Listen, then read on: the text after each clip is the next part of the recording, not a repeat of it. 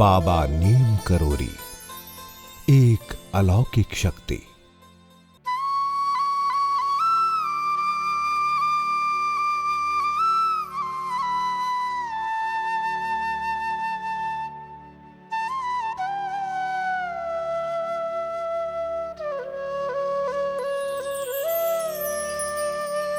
मंगल भवन अमंगल हारी,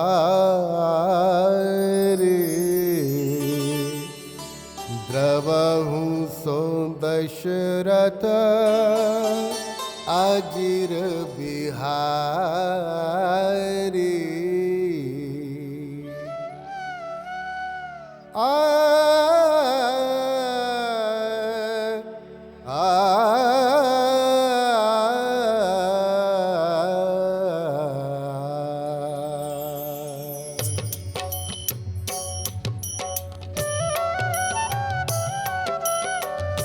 मंगल भवन अमंगल हारी, द्रवहु सो दशरथ अजिर बिहारी।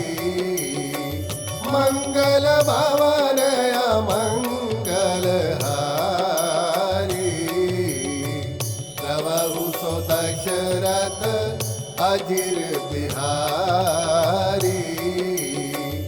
मंगल भवन मंगल हारी, द्रवहु सो दशरथ अजिर बिहारी।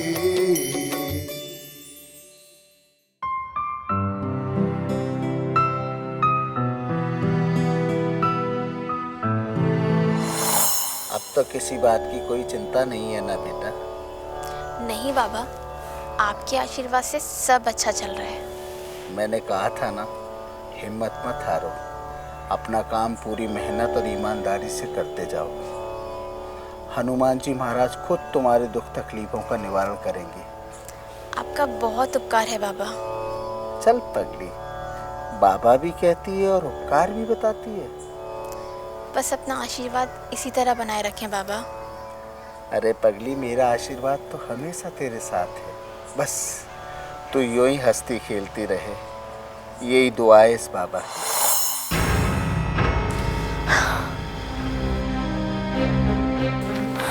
कमला, कमला, कमला। हाँ। क्या हुआ कमला? कोई डरावना सपना देखा क्या? सपना तो मैंने देखा, मगर डरावना नहीं, अच्छा था। जानते हो आप, आज बरसों बाद बाबा मेरे सपने में आए। बाबा? कौन बाबा? आज से पहले तो तुमने कभी किसी बाबा के बारे में कोई भी जिक्र नहीं किया। वक्त ही का मिला, पहले पढ़ाई, फिर आईएएस की तैयारी और फिर शादी। बहुत बार मन किया कि मैं बाबा से जाके मिलूं, पर शायद उनकी इच्छा नहीं थी। जब भी मेरी उनसे मिलने की इच्छा होती, वो खुद ही मेरे सपने में आ जाते और कहते एक बार मैं अपने काम खत्म कर लूं, फिर वो मुझे खुद बुला लेंगे। और आज शायद वो मुझे बुलाने ही आए थे। वो सब तो ठीक है, पर ये बाबा है कौन? तुम्हारे कोई रिश्तेदार हैं या फिर? अरे नहीं, वो मेरे रिश्तेदार नहीं है, मैं तो उनका नाम तक नहीं जानती। बस इतना जानती हूँ, अगर उस वक्त बाबा मेरी मदद ना करते तो शायद आज मैं आपके पास ना होती। मैं कुछ समझा नहीं, मैं बाबा के बारे में और डिटेल में जानना चाहता हूँ। अगर आपको बाबा के बारे में पूरी कहानी सुननी है तो आपको मुझे एक बढ़िया सी गर्मा गर्म कॉफ़ी पिलानी होगी। जी मैडम, अभी आपके लिए कॉफ़ी लेकर हाजिर होता हूँ।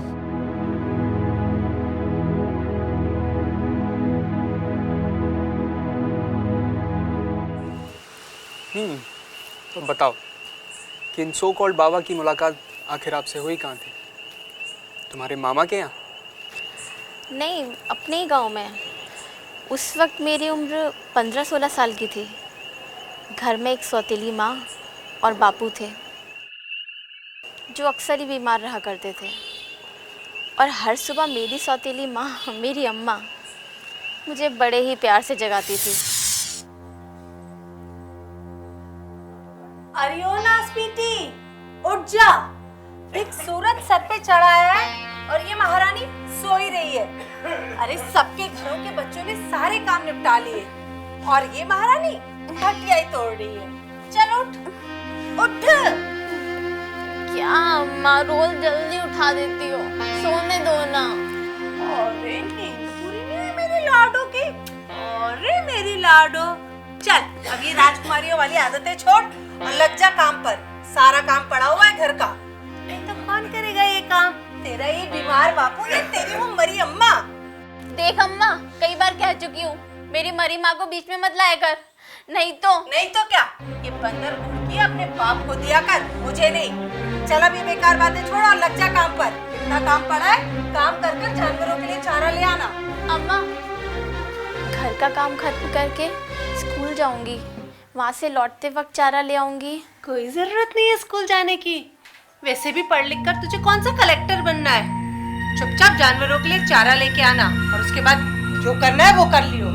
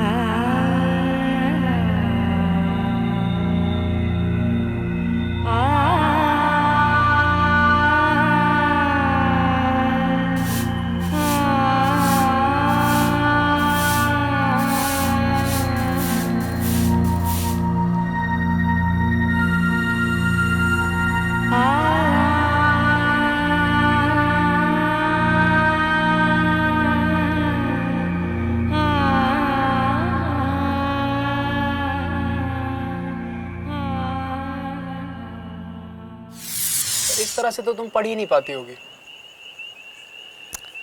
नहीं पढ़ पाती थी। अपनी स्कूल की सहेलियों से उनकी नोटबुक लाकर रात में बैठ के पढ़ाई करती थी। पर इन सब के बीच में मुझे बाबा की भूमिका तो समझ में नहीं आई। बाबा की तो मुख्य भूमिका है मेरी लाइफ में। एक दिन जब मैं जंगल में घास लेने जा रही थी,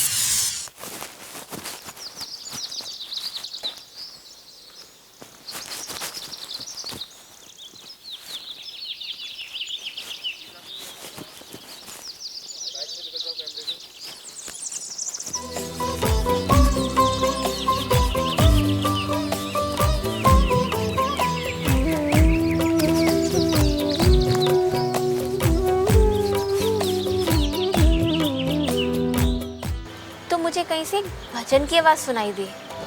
राम भक्त हनुमान जी रास्ता दिखाइए,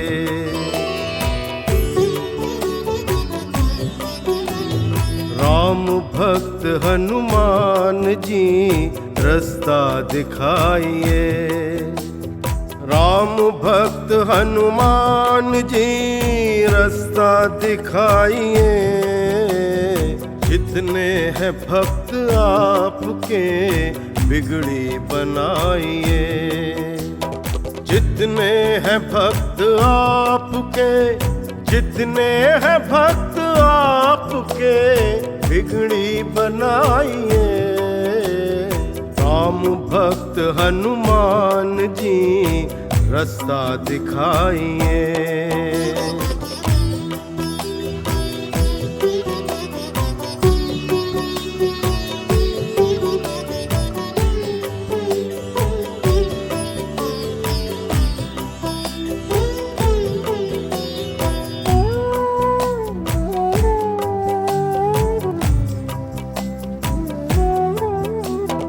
बरसों से मेरी आस है दर्शन तेरा करूं,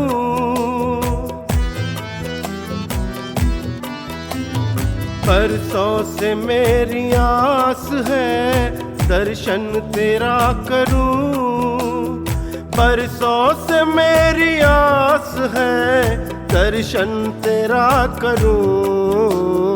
मेरी है आरज़ू मुझे खुद में मिलाइए, मेरी है आरज़ू मुझे, मेरी है आरज़ू मुझे खुद में मिलाइए। राम भक्त हनुमान जी रास्ता दिखाइए।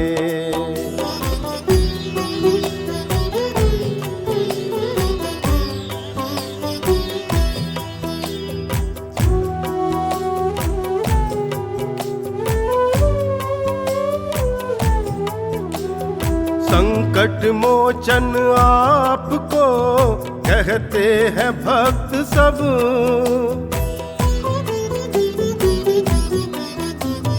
संकट मोचन आपको कहते हैं भक्त सब, संकट मोचन आपको कहते हैं भक्त सब।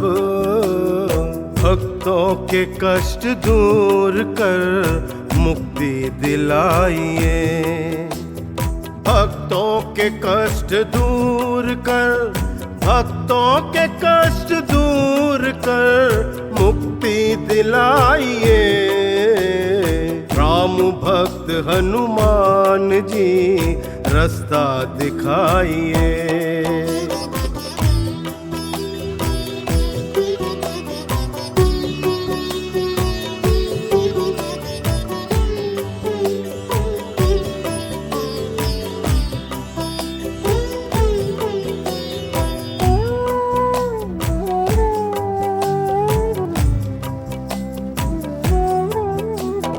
मैं तो तुम्हारा भक्त हूँ कृपा निधान जी,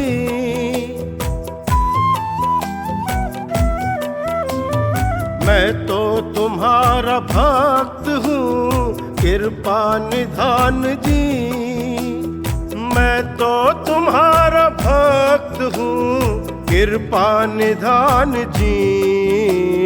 जितने हैं भक्त आपके सपने सजाइए, जितने हैं भक्त आपके, जितने हैं भक्त आपके सपने सजाइए।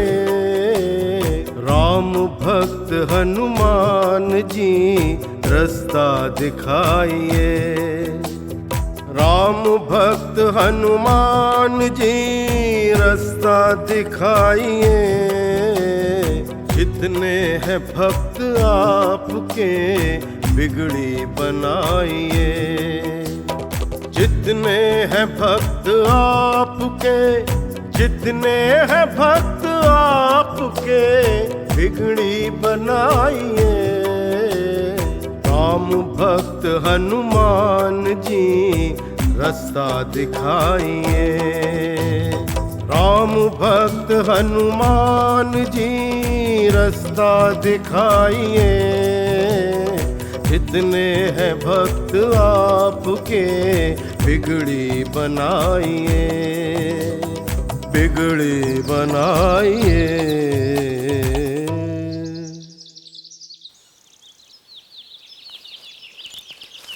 हे भगवान, मैं यहाँ भजन सुनने बैठ गई, वहाँ अम्मा मेरा इंतज़ार कर रही होगी, आज फिर मार पड़ेगी। बेटी कमला, तू बेफिक्र होकर घर जा, तेरी अम्मा तुझसे कुछ नहीं कहेगी।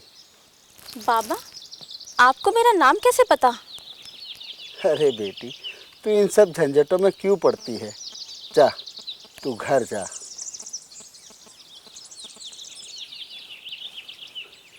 नादान बच्ची। जय बजरंगबली, जय बजरंगबली। बाबा के मुंह से अपना नाम सुनकर मुझे आश्चर्य हो रहा था, मगर घबराहट भी बहुत हो रही थी। मैंने घर की तरफ दौड़ लगाई। मैं जानती थी जब मुझे अम्मा खाली हाथ देखेगी तो बहुत मारेगी। लेकिन जब मैं घर पहुंची तो वहाँ का नज़ारा देख के तो मैं खुद हैरान रह गई।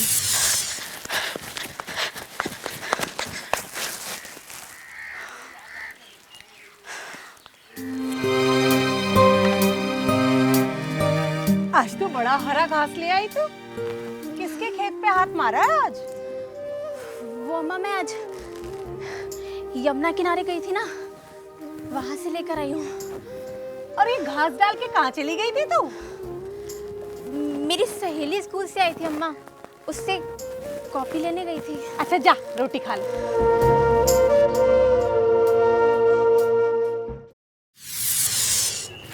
अम्मा का इतना प्यार भरा व्यवहार और चारे की गठरी को देखकर मैं समझ गई थी कि उन बाबा की लीला है। उस दिन के बाद तो मैं हर रोज़ उनके पास जाने लगी, उनके भजन सुनती, अपने सुख दुख की बातें उनसे करती और वापस घर आ जाती। और मेरे घर आने से पहले ही चारा घर पहुंच जाता था। मैं अम्मा से छुपाकर बाबा के लिए खाना भी ले जाने लगी। और एक दिन मेरे पैर में चोट लग गई। बाबा ने देखा तो मुझे अपने पास बैठाया और मेरी चोट वाली जगह पर फूंक मार दी।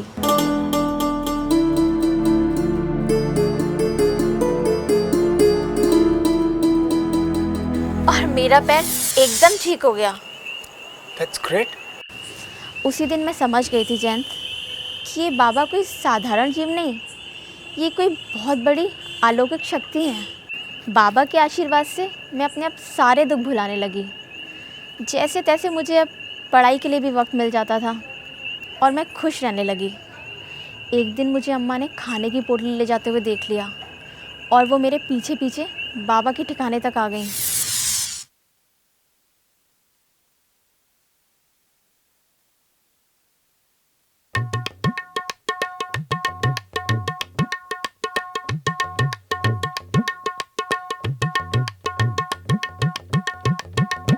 रामदूत अतुलित बलधामा, अंजन पुत्र पवन सुतनामा। जय हनुमान ज्ञान गुण सागर, जय कपीस तियु लोक उजागर। रामदूत अतुलित। आ गई बेटी?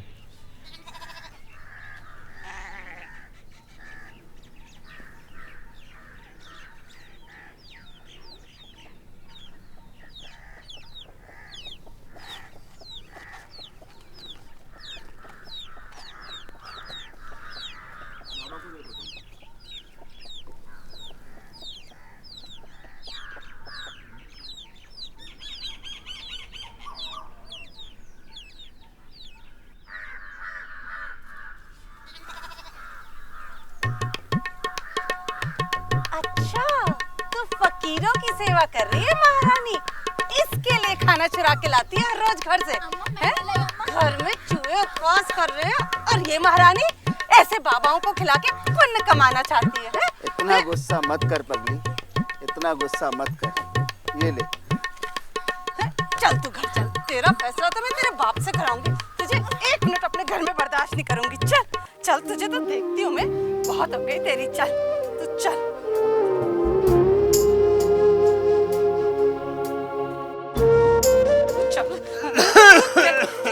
अरे अरे बाप साहब, सुनो अपनी बेटी की करतूत, हैं? बड़ी हिमायत लेते हो उसकी। अब सुनो इसके कारनामे। सुनो। अब क्या कर दिया इसने? कर दिया? अरे तुम तो दिन भर खटिया तोड़ते रहते हो और मैं मेहनत करके जो कमाती हूँ वो ये कमक खाती है। तीनों को खिला खिला के सब नाश कर रही है, हैं? अब फैसला होगा इस घर में ये रहेगी या मैं? बापू के सर में बहुत गहरी चोट लगी थी और अपनी ही बीवी के हाथों मार खाने के कारण उन्हें बहुत गहरा सदमा लगा और वो फिर ज़्यादा दिन जिंदा नहीं रह पाए। बापू की मौत का समाचार सुनकर मेरे मामा वहाँ आ गए और एक दो दिन में ही मेरे प्रति माँ का बर्ताव देखकर वो मुझे अपने साथ ले गए। मामा की कोई भी संतान नहीं थी। उन्होंने मुझे बहुत लाड़ प्यार से पाला, पढ़ाई कराई, मेरी आईएएस की तैयारी कराई और मैंने बहुत मेहनत करके अपनी आईएएस की परीक्षा पास की। फिर मेरी पोस्टिंग लखनऊ हो गई और वहीं मेरी आपसे मुलाकात हुई।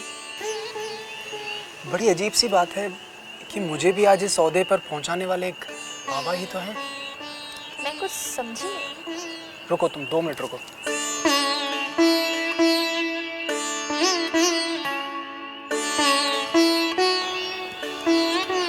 ये देखो। ओ माय गॉड, ये तो वही बाबा है, वही कंबल, वही मुस्कुराहट। जयंत, ये वही है। जयंत, मुझे इनसे मिलना है, उनका धन्यवाद करना है। क्या आप जानते हो ये कहाँ रहते हैं? हो सकता है ये हमारे गांव के पास वाली जगह पर रहते हो। मिलना तो मैं भी चाहता हूँ उन बाबा से। चलो एक काम करते, कल सुबह तुम्हारे गांव के लिए निकलते हैं। Thank you Jain, thank you so much.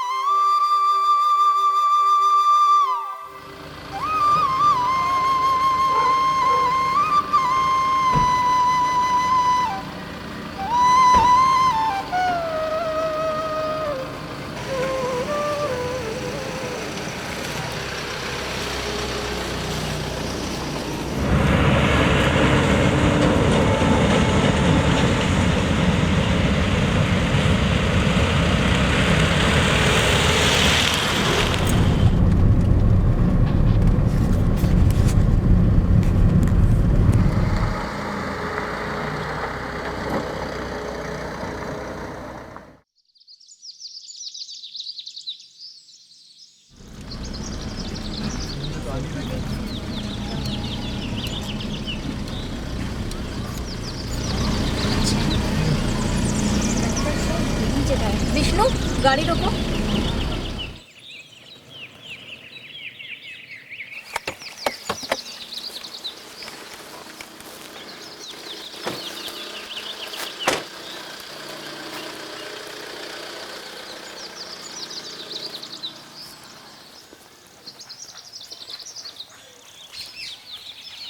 नमस्ते काका, आपने मुझे पहचाना? अरे तुम तो कमला हो ना, फूलराम अहिर की बेटी। हाँ काका, मैं वही कमला हूँ जो आपके खेत से गन्ने चुराया करती थी। काका, ये जयंत हैं, मेरे पति। अच्छा काका, ये बताइए गांव में सब कैसे हैं? बाकी तो सब ठीक है बेटी, बस तेरे बाप का ही घर उजड़ कर रह गया। तेरे बाप के मरने के बाद तू तो अपने मामा के यहाँ चली गई। उसके बाद तेरी माँ भी पागल होकर न जाने कहाँ गायब हो गई। यहाँ के किए हुए कर्म यही भुगतने पड़ते हैं बेटी, यही भुगतने पड़ते हैं। बात तो आप एकदम सही कह रहे हैं काका। खैर छोड़िए, ये बताइए हमारे घर में कौन रहता है? तेरे और तेरी माँ के चले जाने के बाद कुछ दिन तक तो तुम्हारा घर बंद पड़ा रहा। फिर पंचायत ने उसे अपने कब्जे में लेकर उसमें एक स्कूल खुलवा दिया। ये तो पंचायत ने बहुत अच्छा किया काका। काका, आपको याद है जब मैं यहाँ रहा करती थी तो जंगल में एक पेड़ के नीचे बाबा बैठा करते थे? हाँ याद है बेटा, ये मंदिर भी तो उन्हीं की वजह से बना है। एक दिन बाबा न जाने कहाँ से यहाँ हनुमान जी की एक मूर्ति ले आए और पूजा पाठ करने के बाद उसकी स्थापना कर दी और गांव वालों से बोले अगर यहाँ एक मंदिर बना दिया जाएगा तो गांव में हमेशा खुशहाली रहेगी। इतना कहकर वो यहाँ से चले गए। क्या आपको पता है कि वो कहाँ गए होंगे? नहीं बेटा, किसी को कुछ नहीं पता। अच्छा काका, अब हम चलते हैं। अरे बेटा, इस मंदिर में लगी मूर्ति के दर्शन करके तो जाओ। आओ मैं तुम्हें दर्शन कराता हूँ।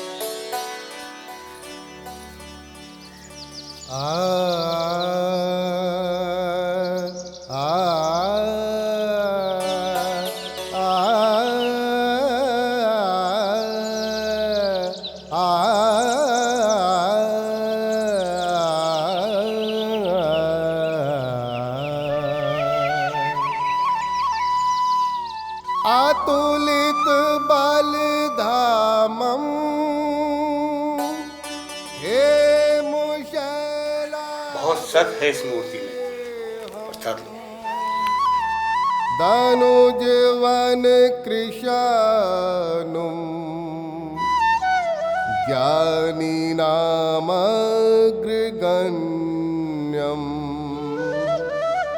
सकलगुणनिधानम्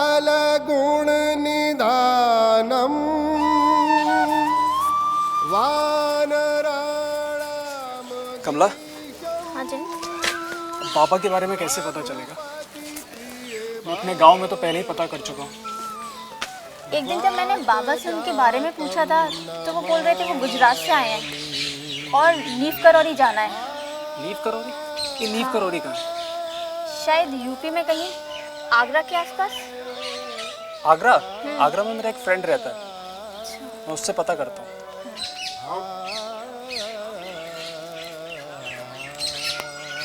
जी मिश्रा जी,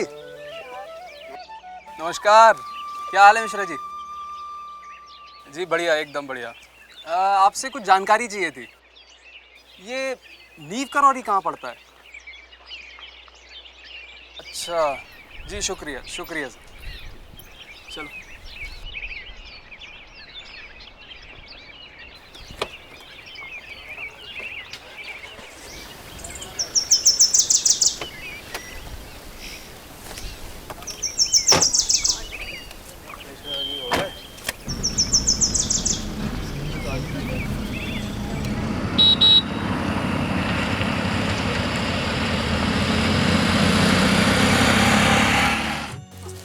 पंडित जी प्रणाम। प्रणाम। पंडित जी, हम लोग बाबा के दर्शन करना चाहते हैं। पूरे आश्रम में बाबा ही बाबा हैं। जहाँ फोटो मूर्ति नजर आए वहाँ दर्शन कर लो। हमें मूर्ति या फोटो के दर्शन नहीं करने हैं, साक्षात बाबा के दर्शन करने हैं। आप कहाँ से आए हो? जी हम लोग झांसी से आए हैं। आइए। पंडित जी, आज आश्रम में काफ़ी मेहमान लोग आने वाले हैं, ठीक है? तो आज उनकी जरा व्यवस्था दिखवा लो अच्छे से, किसी को कोई दिक्कत ना आए, ठीक है? प्रणाम। जी आपसे मिलने के लिए आए हैं। कहाँ से आए हैं आप लोग? जी हम लोग झांसी से आए हैं। स्वामी जी महाराज जी के दर्शन करना चाहते हैं। हाँ तो करवा दो इन्हें दर्शन। ये महाराज जी के साक्षात दर्शन करना चाहते हैं। ये तो उन्हीं के हाथ में है, उनकी कृपा होगी दर्शन हो जाएंगे। तो क्या वो किसी से नहीं मिलते? नहीं बच्चा, भला परलोक गया हुआ आदमी कैसे किसी से मिल सकता है? यानी हमने आने में बहुत देर कर दी। सही कह रहे हो तुम। 42 साल पहले आए होते तो दर्शन हो जाते। क्या मतलब? मतलब ये कि उन्हें परलोक सिधारे 42 साल हो गए। ये कैसे हो सकता है? कुछ साल पहले तो उन्होंने मेरी मदद की है और कई बार मैं उनसे मिली भी हूँ और मैंने अपने घर से ले जाके खाना भी उन्हें खिलाया है। तो फिर वो सब? महाराज जी भले ही हमारे बीच में नहीं है, लेकिन महाराज जी की आत्मा आज भी दीन दुखियों की मदद करती है। तुम बहुत किस्मत वाले हो कि तुम्हारी मदद के लिए महाराज जी स्वयं आए। देखो, मैं कहता था ना, महाराज जी आज भी अमर है। स्वामी जी, हम बाबा के बारे में एकदम विस्तार से जानना चाहते हैं।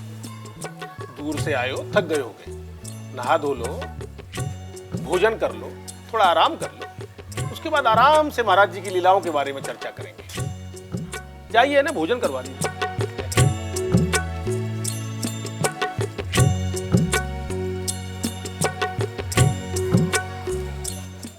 महाराज जी की लीलाओं के बारे में क्या बताऊं मैं आपको।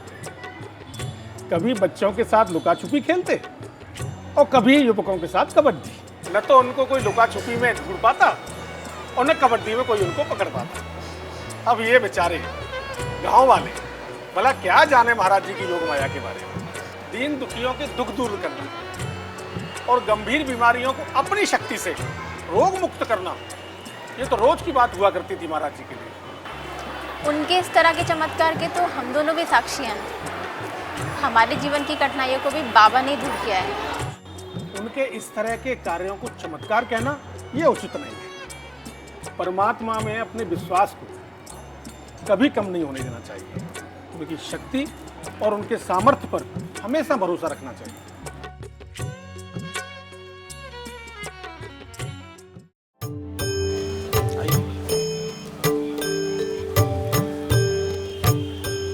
देखिए, बिल्कुल साक्षात बैठे हैं ना महाराज जी।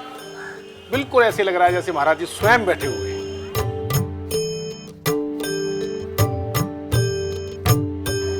महाराज जी कोई चरित्र या किरदार नहीं है, वो तो एक फिलॉसफी है, एक दर्शन है, एक ऐसा दर्शन जो समस्त विश्व को एकता के सूत्र में बांधना चाहता है, एक ऐसा दर्शन जो समस्त मानवता की भलाई करना चाहता है, किसी जाति या एक विशेष धर्म का नहीं। महाराज जी परमपिता परमेश्वर द्वारा मानव कल्याण के लिए एक संत के रूप में भेजे हुए ऐसे महान पुरुष हैं, एक अवतार पुरुष हैं, जिन्होंने समय समय पर अपनी लीलाओं के द्वारा दुनिया को यह बताने की कोशिश की है कि हम सबको चलाने वाली एक परम शक्ति है, जिसे कोई ईश्वर कहता है, कोई अल्लाह कहता है और कोई गॉड। देखिए, इस विषय पर चर्चा करने के लिए कितना भी समय हो वो कम ही पड़ेगा। आप लोग महाराज जी के जीवन के बारे में जानना चाहते हैं ना? जी स्वामी जी, मन में एक लालसा सी है उनके बारे में जानने की। महाराज जी के जीवन को शब्दों में बयान करना बेहद मुश्किल है, उनकी तो सिर्फ अनुभूति की जा सकती है। फिर भी जो कुछ जानकारी उनके भक्तों ने लिख छोड़ी है, उसी को आधार बनाकर उनके एक भक्त ने फिल्म बनाई है। आइए चलिए मैं आपको दिखाता हूँ। आइए, ये मैं दिखाता हूँ टीवी में आपको।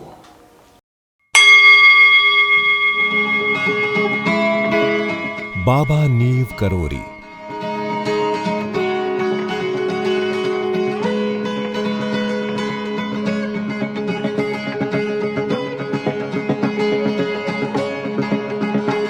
बाबा नीव करौरी महाराज का जन्म उत्तर प्रदेश राज्य के आगरा जिले के अकबरपुर गांव में एक बहुत ही कुलीन ब्राह्मण परिवार में हुआ था। इनके जन्म के समय इनका नाम लक्ष्मी नारायण शर्मा रखा गया था। बचपन से अपनी पारिवारिक वैभवता और ऐशो आराम से इन्हें कोई सरोकार नहीं था। ये हमेशा अपनी मस्ती में ही मस्त रहते और गांव के गरीब बच्चों के साथ खेलते कूदते रहते। कहते हैं कि बालपन में ही इनका विवाह कर दिया गया था, जो शायद इनकी मर्जी के खिलाफ हुआ था। उस विवाह को इन्होंने ईश्वर का आदेश माना। जब तक हो सका अपना वैवाहिक धर्म निभाया, क्योंकि उस समय तक परमात्मा से इनकी लौ लग चुकी थी। सो एक दिन ईश्वर की मौज में आकर सब कुछ छोड़ छाड़ कर किसी को कुछ भी बताए बिना ये घर से निकल गए। अपने गांव से चलकर ये गुजरात के बबानिया नामक गांव में एक वैष्णव संत के पास पहुंचे और उस संत के मार्गदर्शन में योग साधना आरंभ कर दी। संत की सेवा और योग साधना करते करते एक अरसा गुजर गया। अब तक इनके चेहरे पर दाढ़ी बढ़ चुकी थी और सिर के केश जटाओं में तब्दील हो चुके थे। कहते हैं कि अपनी उसी अवस्था में महाराज जी सारा दिन एक तालाब के अंदर अपनी गर्दन बाहर निकाल कर बैठ जाते और साधना में लीन रहते। इसी जगह पर साधना के दौरान इनका नाम लक्ष्मण बाबा पड़ गया था।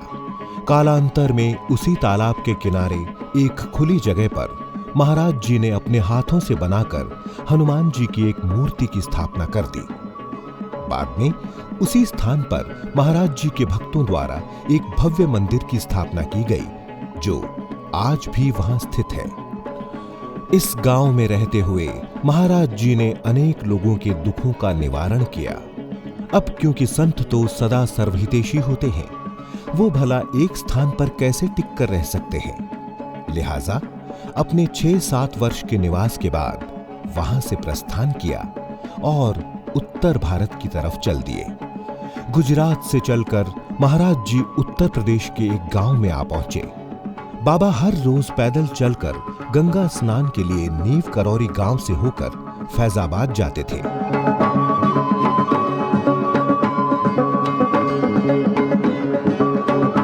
नीव करौरी धाम का महाराज जी के जीवन में बहुत ही महत्वपूर्ण स्थान है। स्वामी जी, वो कैसे? वो मैं दिखाता हूँ आपको। एक दिन नीव करौरी गांव के कुछ लोगों ने महाराज जी से हमेशा के लिए उसी गांव में रहने की प्रार्थना की, तो महाराज जी स्नान के पश्चात वापस आए और एक विशाल वृक्ष के नीचे आसन जमाकर बैठ गए। कुछ समय बाद ही महाराज जी के कहे अनुसार गांव वालों ने पास के खेत में इनके रहने के लिए एक गुफा बनाने के लिए खुदाई आरंभ कर दी और जैसे ही गुफा बनकर तैयार हुई, महाराज जी उस गुफा में जाकर रहने लगे।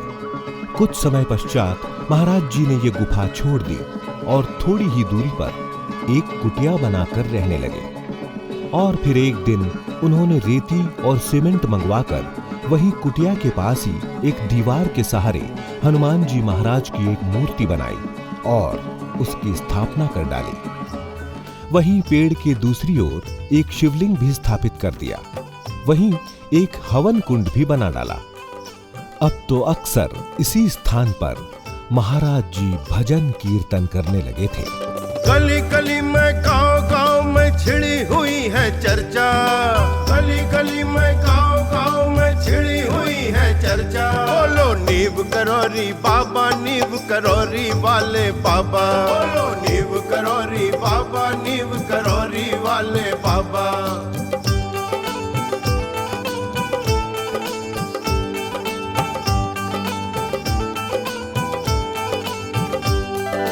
ऐसे ऐसे चमत्कार बाबा ने करके दिखाए, ऐसे ऐसे चमत्कार बाबा ने करके दिखाए। वो चाहे गाड़ी रुक जाए, वो चाहे चल जाए, आंधी तूफान भी थम जाए, बुझते दिए जलाए। मन के नयन से जो देखे बाबा का दर्शन पाए, मन के नयन से जो देखे बाबा का दर्शन पाए। दुनिया की बातें हैं झूठी, दुनिया की बातें हैं झूठी, एक ही नाम है साचा। बोलो नीव करोरी, बोलो नीव करोरी बाबा, नीव करोरी वाले बाबा, बोलो नीव करोरी बाबा, नीव करोरी वाले बाबा।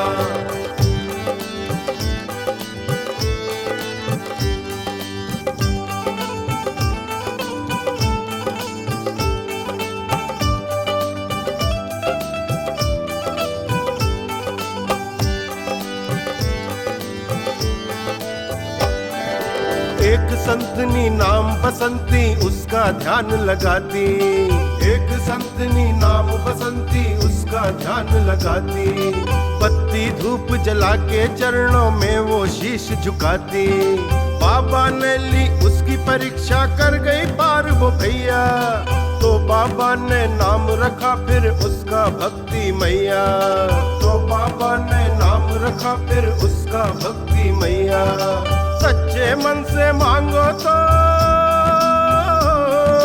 सच्चे मन से मांगो तो बाबा है बचन का पक्का। बोलो नीव करोरी, बोलो नीव करोरी बाबा, नीव करोरी वाले बाबा, बोलो नीव करोरी बाबा, नीव करोरी वाले बाबा, बोलो नीव करोरी बाबा, नीव करोरी वाले बाबा, बोलो नीव करोरी बाबा, नीव करोरी वाले बाबा, बोलो नीव करोरी बाबा, नीव करोरी वाले बाबा।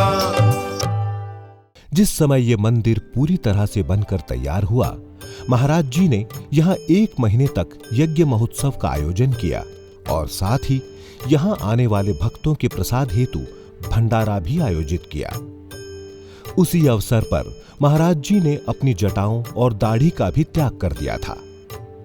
देखते ही देखते इस मंदिर और महाराज जी की ख्याति आसपास के इलाकों से होती हुई दूर दराज के क्षेत्र तक फैल गई और यहाँ उनके दर्शन और आशीर्वाद के लिए उनके भक्तों का तांता लगने लग गया।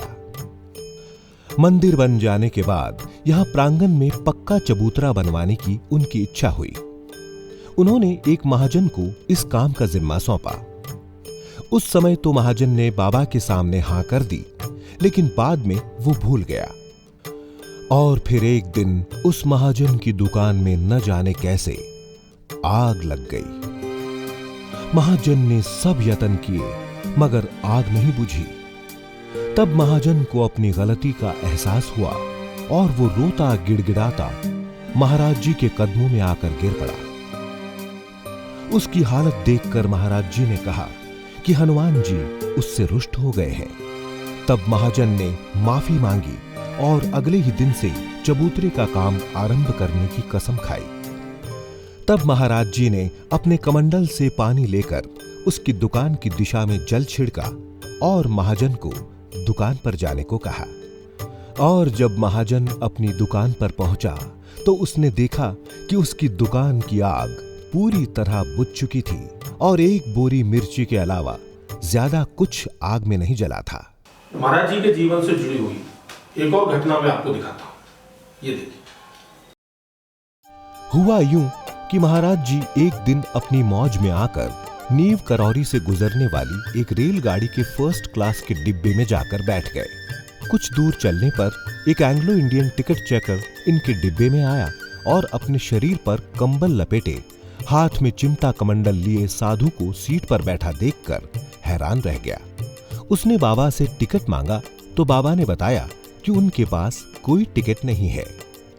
इस पर उस नासमझ इंसान ने बाबा को कई तरह के अपशब्द कह डाले और बीच में ही गाड़ी रुकवाकर इन्हें नीचे उतार दिया। गाड़ी से नीचे उतरकर बाबा हंसते हुए एक पेड़ के नीचे अपना चिमटा गाड़कर बैठ गए। गाड़ी के फिरंगी गार्ड ने गाड़ी को आगे बढ़ने का संकेत दिया, लेकिन ड्राइवर की लाख कोशिश के बाद भी गाड़ी आगे नहीं बढ़ पाई। पूरी भांप झोंक देने पर भी गाड़ी 1 इंच भी आगे नहीं बढ़ी। इंजन के पहिए वहीं घूमते रहे।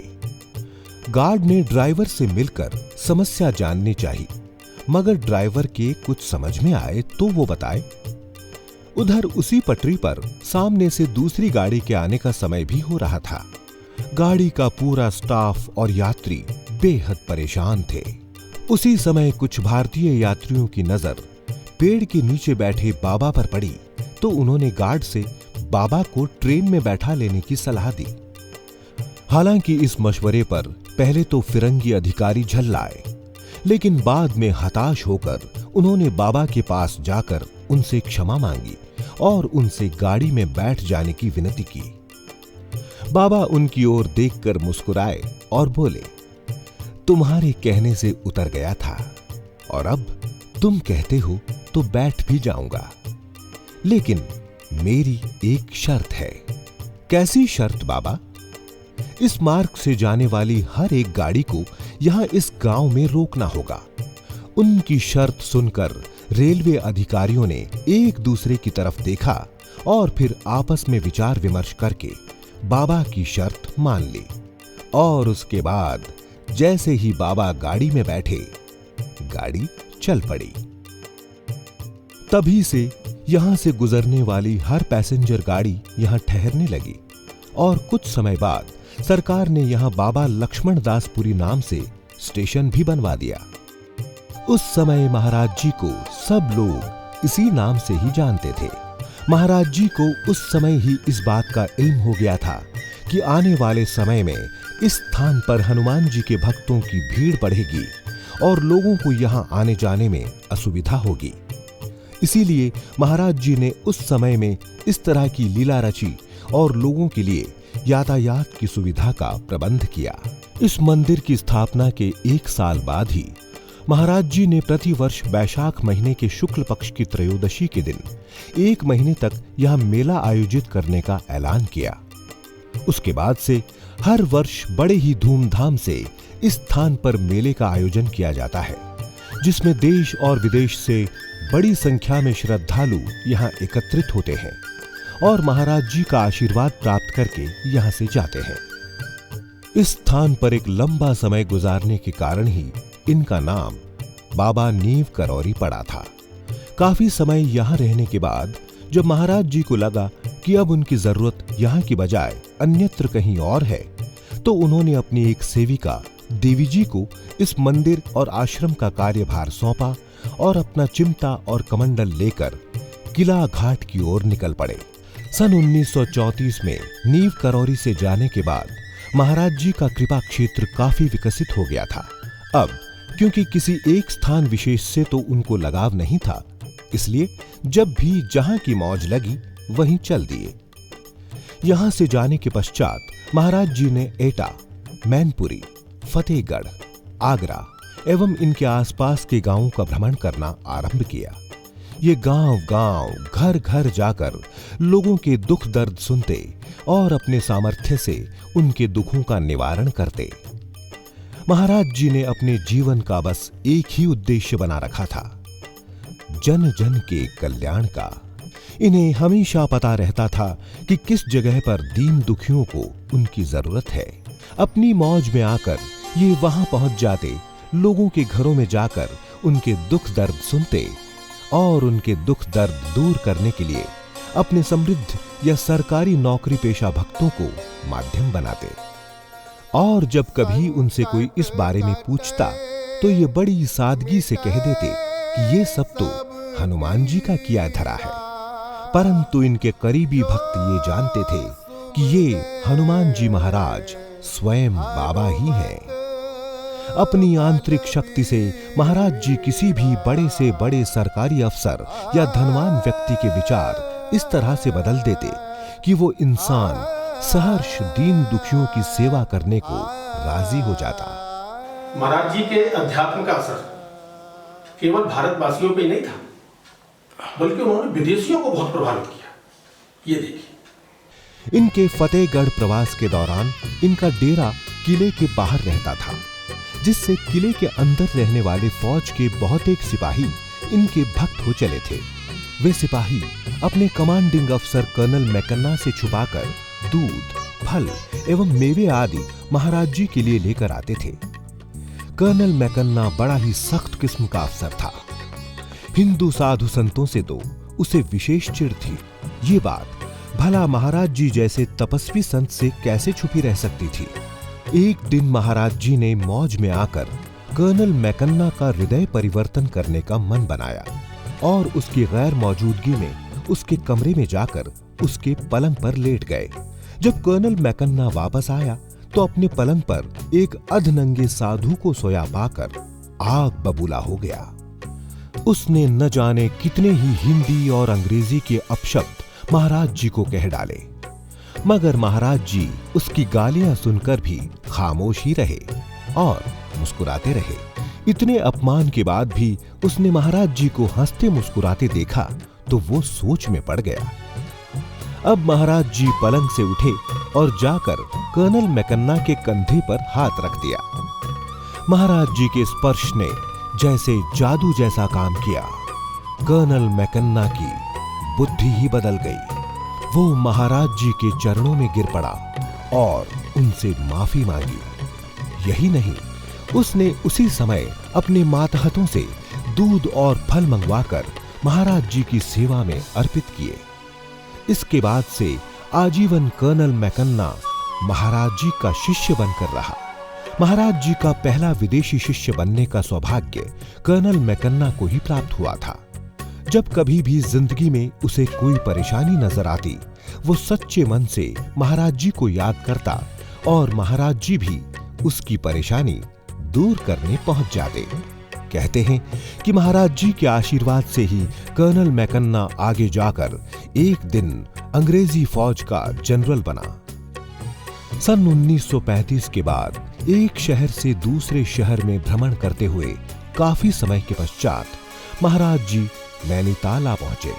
अपने नैनीताल प्रवास के दौरान इन्होंने नैनीताल से करीब 1.5 किलोमीटर दूर इस मनोरा पर्वत को अपना ठिकाना बनाया था, जो आज बजरंगगढ़ के नाम से मशहूर है। ये बाबा का देश विदेश में सबसे प्रसिद्ध आश्रम कैंची धाम है। महाराज जी ने प्रारंभ से ही 15 जून को इस मंदिर का स्थापना दिवस घोषित कर दिया था। 15 जून के रोज ही यहाँ के मंदिरों में श्री हनुमान जी महाराज और अन्य देवी देवताओं की मूर्तियों की स्थापना की गई थी और तब से ही इस दिन को यहाँ इस कैंची धाम में हर साल बड़ी धूमधाम से मनाया जाता है। महाराज जी के इस धाम पर देश भर से तो उनके भक्त आते ही हैं। इसके अलावा विदेशों से बड़ी तादाद में दर्शनार्थी यहाँ आते हैं और यहाँ आकर आध्यात्मिक शांति का अनुभव करते हैं। ये है हनुमान सेतु मंदिर, लखनऊ। इस मंदिर की आज इतनी मान्यता है कि देश और विदेश से हर साल लाखों श्रद्धालु यहाँ आते हैं और महाराज जी एवं हनुमान जी का आशीर्वाद लेकर यहाँ से जाते हैं। मूर्ति मारुति नंदन सकल अमंगल मूल निकंदन सकल अमंगल मूल निकंदन मदनी परे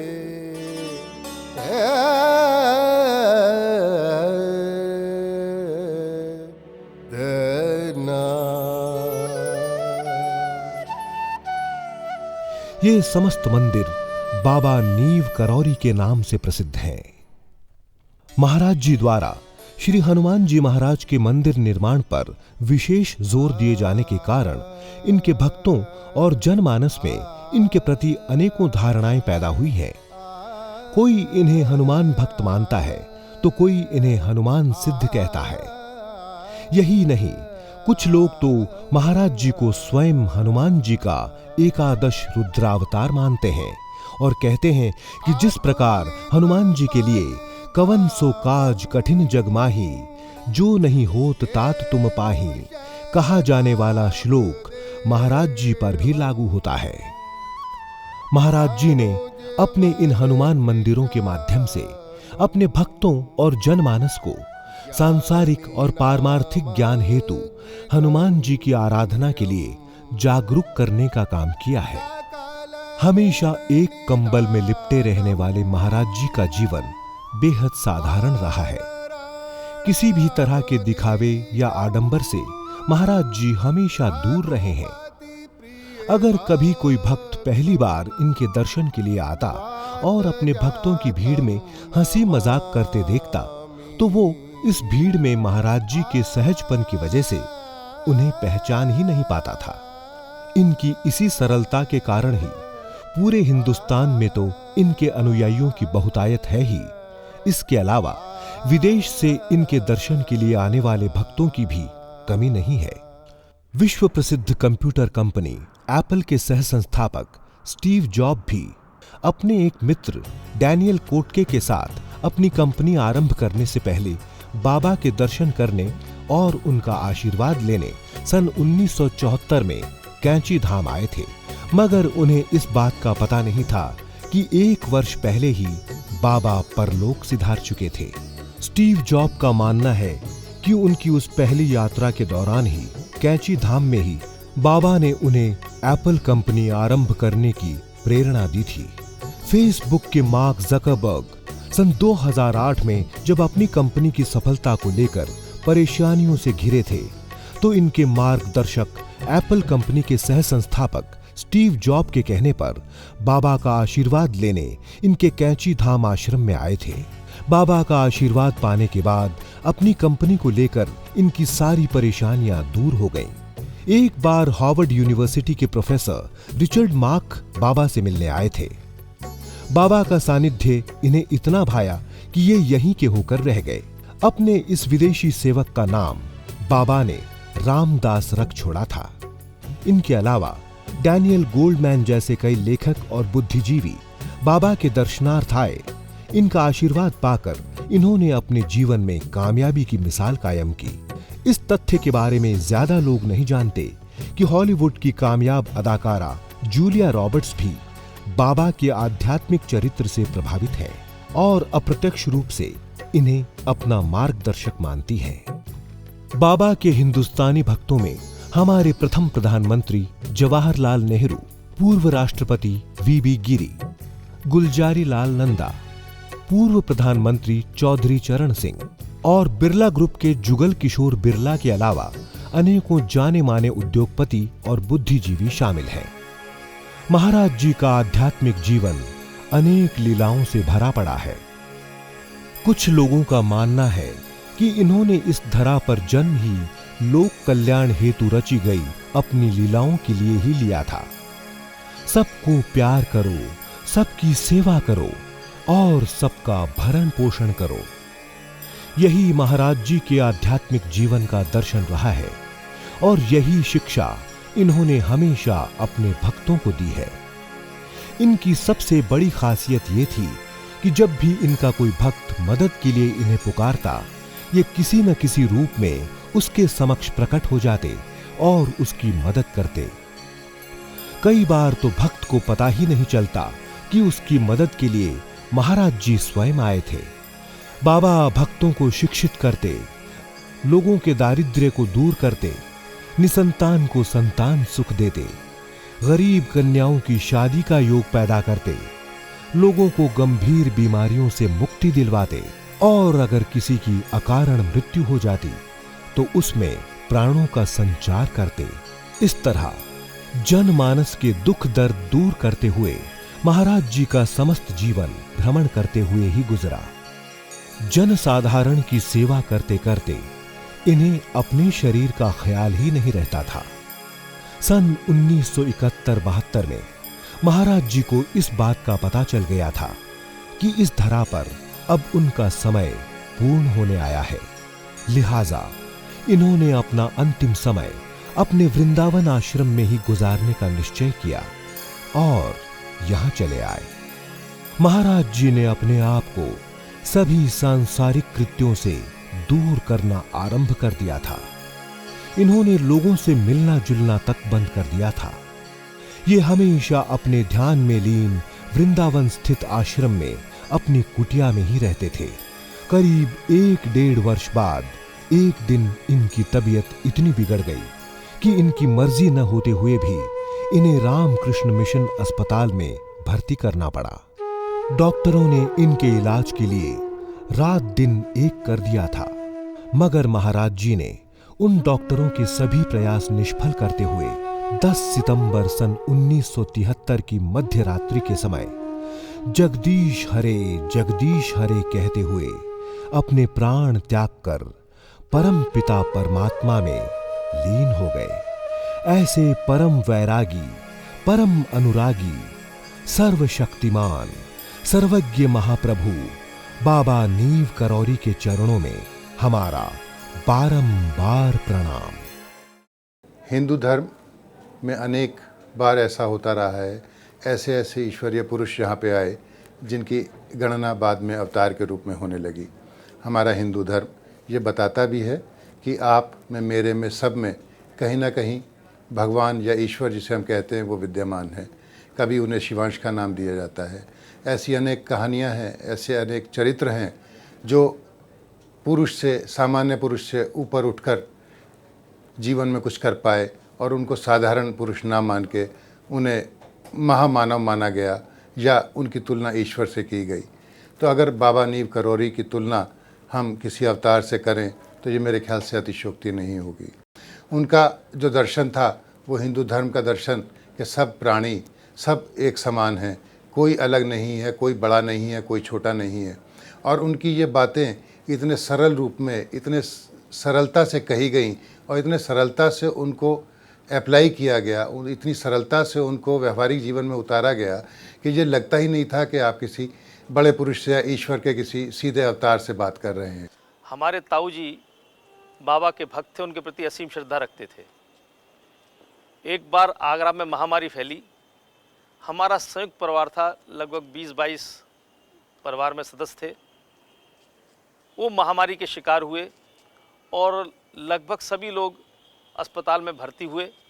अस्पताल से जो बीमारों के लिए भोजन की व्यवस्था बनाई गई थी वो ये बताया गया था कि मूंग की दाल और फुलके भेजने हैं। वही घर में बना था। पिताजी वो लेके अस्पताल चले गए। घर में सब लोगों ने खाना खा लिया। लगभग 3 बजे दोपहर में बाबा घर आए रिक्शे में बैठकर और अचानक घर पे अंदर आकर बोले हमारी माताजी से कि बेटा मुझे भूख लगी है, खाना खिला। मुझे मालूम है कि मूंग की दाल और 2 फुलके हैं, वही ले आ, बस मैं वही खाने आया हूँ। माताजी ने फिर आके के बाबा से कहा कि अगर थोड़ी देर आप रुकें तो मैं एक सब्जी और बना दूँ। बोले नहीं नहीं, जो है घर पे वही ले आ, मुझे मालूम है, 2 फुलके और मूंग की दाल लेके आ।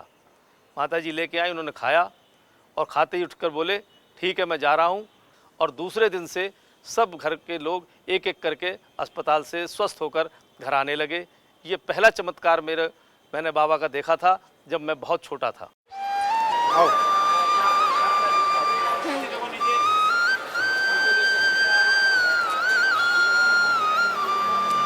स्वामी जी, मंदिर में भोजन के पश्चात हमने कुछ भक्तों के मुंह से वृंदावन धाम के बारे में सुना था। ये स्थान कहाँ है वृंदावन में? वृंदावन में परिक्रमा मार्ग है ना, वहीं महाराज जी का आश्रम है। अच्छा। और वहीं मंदिर है। और कल मैं वहाँ जाने वाला हूँ। अगर आप लोग चलना चाहें तो चलिए मेरे साथ। तो बड़ी अच्छी बात है स्वामी जी, हम लोग तैयार रहे। ठीक है, बहुत अच्छा रहेगा। आइए मैं कुछ और दिखाता हूँ आपको। ये साधारण पीठ नहीं है और सिद्ध पीठ है। बाबा के अनेकों भक्तों को बाबा जाकर घर में दर्शन भी देते हैं, उनकी मनोकामना भी पूर्ण करते हैं और अनेकों भक्तों के यहाँ जाकर भोग स्वीकार करते हैं। लाखों की बात नहीं, करोड़ों भक्तों को जाकर बाबा दर्शन आज भी देते हैं। जैसे गीता में लिखा हुआ है कि रामंत योगनस्य साराहमा, जो योगी पुरुष होते हैं उनके अंदर मैं रमन करता हूँ।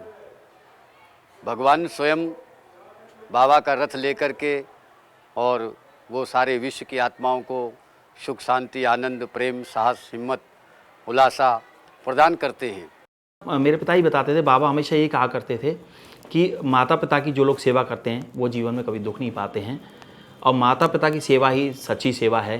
तो बाबा जी के अंदर क्योंकि बजरंग बली का वास था, वो उनकी लीला अपरंपार है। जिन लोगों के ऊपर भी उनका स्पर्श हुआ या जिन्होंने भी उनके दर्शन किए, सभी लोगों ने उनका लाभ लिया है और बाबा जी के लिए जितना भी कहा जाए वो कम है।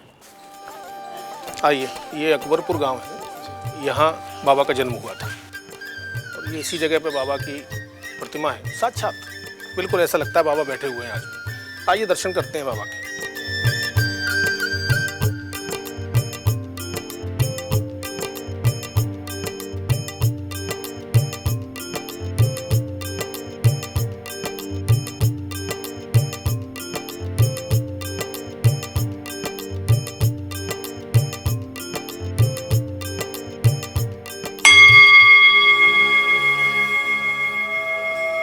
देखा, बिल्कुल साक्षात बाबा बैठे हुए।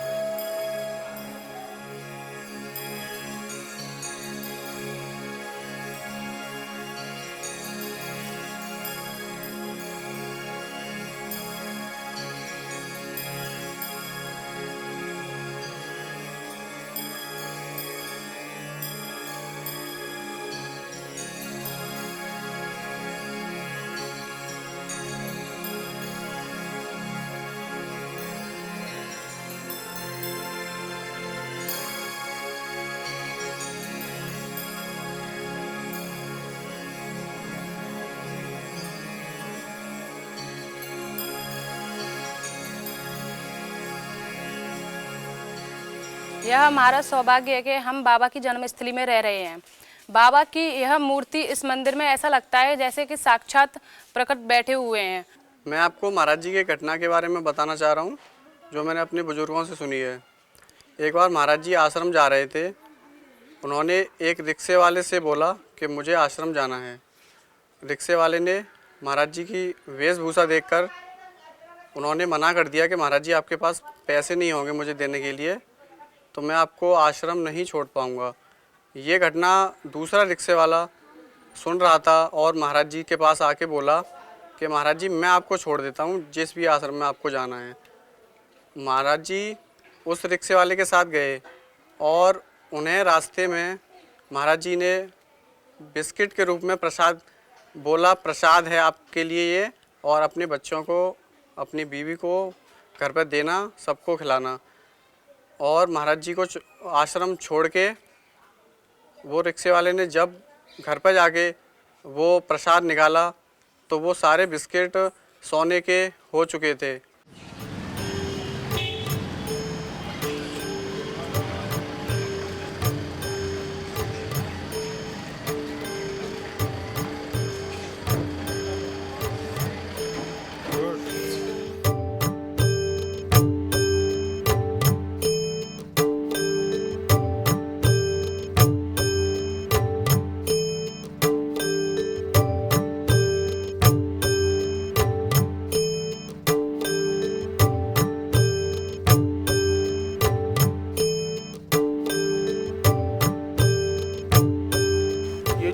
मंदिर, ये आश्रम जो आप देख रहे हैं ना, यहाँ पहले जंगल हुआ करता था।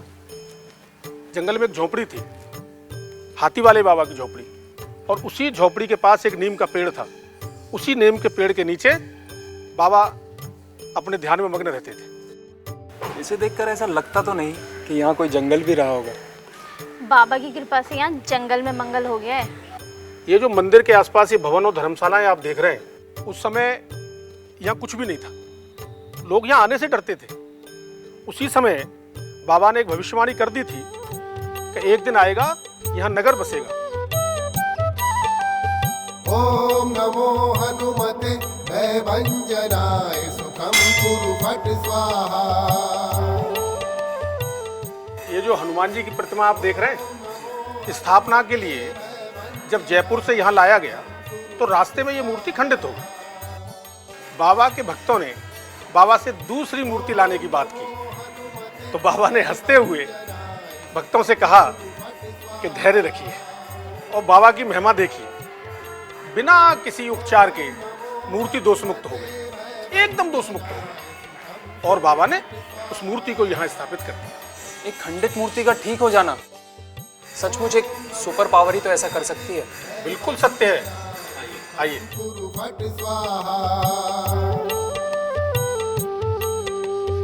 ओम नमो हनुमते भयभंजनाय सुखम कुरु फट स्वाहा।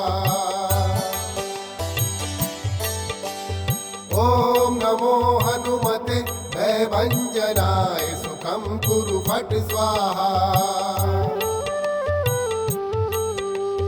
ओम नमो हनुमते भयभंजनाय सुखम कुरु फट स्वाहा। ओम नमो हनुमते भयभंजनाय सुखम कुरु फट स्वाहा। ओम नमो हनुमते भयभंजनाय सुखम कुरु फट स्वाहा।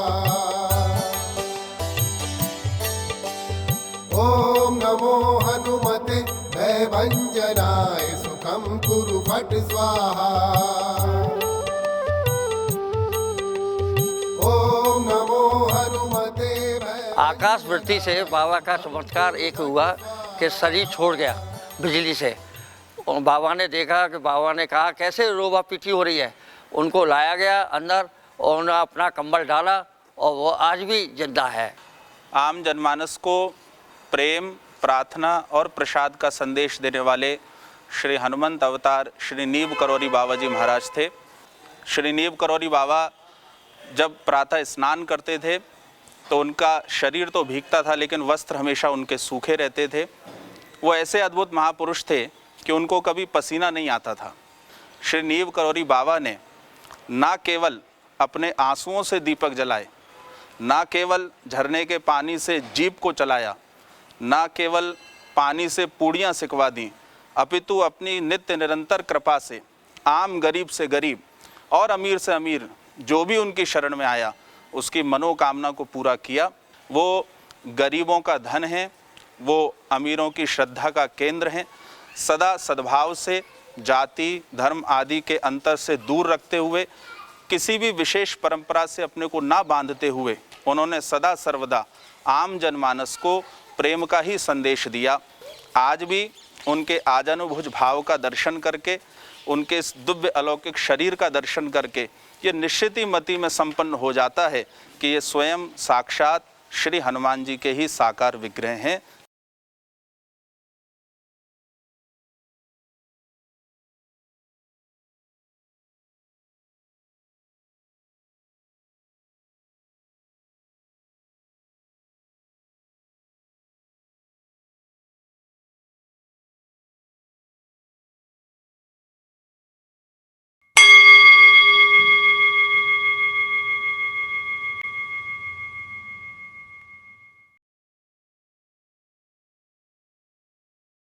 बाबा की प्रतिमा तो बड़ी ही जीवंत है। ऐसा लगता है जैसे बाबा साक्षात यहाँ बैठे हैं। बाबा के प्राण मुक्त होने के पश्चात बाबा की चिता यहीं प्रज्वलित की गई थी। बाद में सन 1981 में बसंत पंचमी के दिन बाबा की प्रतिमा की स्थापना यहाँ की गई। इस पूरे आश्रम में ऐसा महसूस हो रहा है जैसे बाबा हमारे आसपास ही हैं। हाँ हाँ, एकदम सत्य। बाबा तो हमेशा अपने भक्तों के साथ रहते हैं। बाबा तो सर्वव्यापी हैं।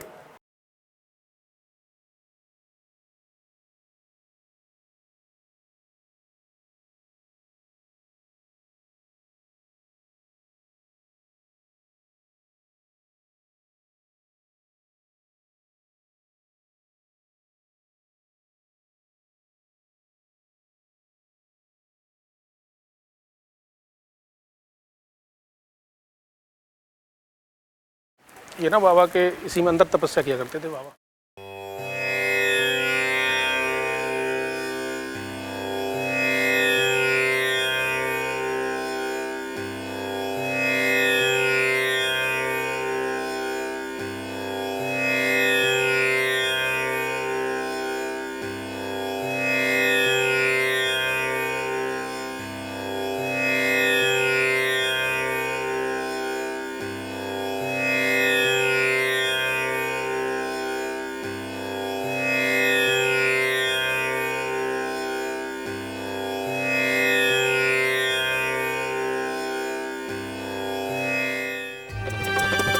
चलो नीव करोरी, चलो नीव करोरी, चलो नीव करोरी, चलो नीव करोरी, खाली लेके जाओ भर के लाओ बोरी। चलो नीव करोरी, चलो नीव करोरी। नीव करोरी के मंदिर में आते हैं हम, अपने अरमान सपने सजाते हैं हम। नीव करोरी के मंदिर में आते हैं हम, अपने अरमान सपने सजाते हैं हम। ओ अपना बिगड़ा नसीबा बनाते हैं हम। चलो नीव करोरी, चलो नीव करोरी,